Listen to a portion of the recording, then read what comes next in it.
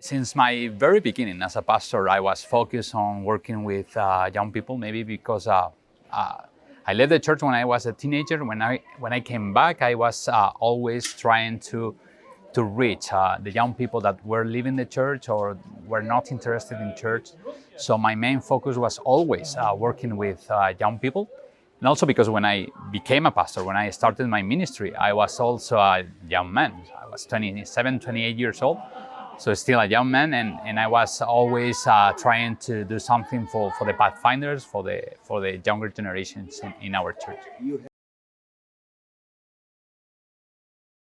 I think if you see the data and the surveys, younger generations are getting more secular than older generations. So it's a natural. It comes in a natural way because they are more into social media, they are more into technology, and they are more into the university academic life.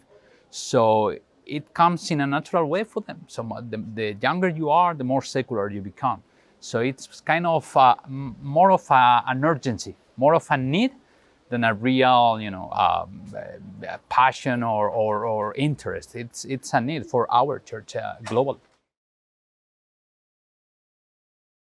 Yes, let me give you an example. When I planted the church in Madrid, Iglesia Cero, the percentage of secular people in Spain were 25%. Today, only 6-7 years after, it's 45%. So I see how secular people are growing, and we as a church, we have a need to reach, especially in Europe, we have an urgency to reach those kind of younger generation, and also already a millennial generation that are becoming more and more secular. Yeah, it is difficult always to adapt to a so fast changing society.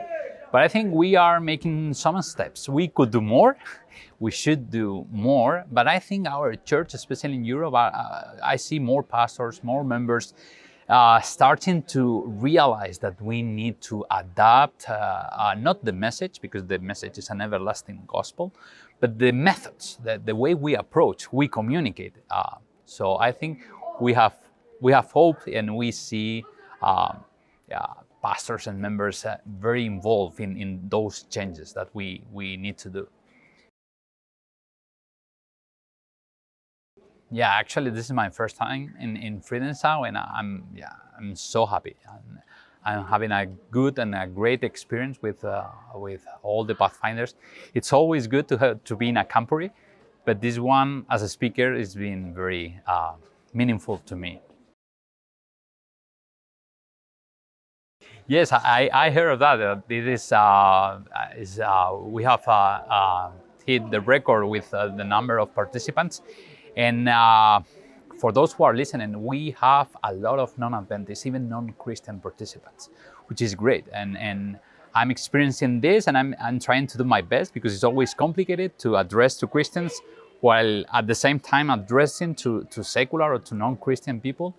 But I think this is the motto. This is our purpose as church, being always with those who don't know Jesus. So this Camporee mixes all of them, non-Christians and Adventists. So this is nice.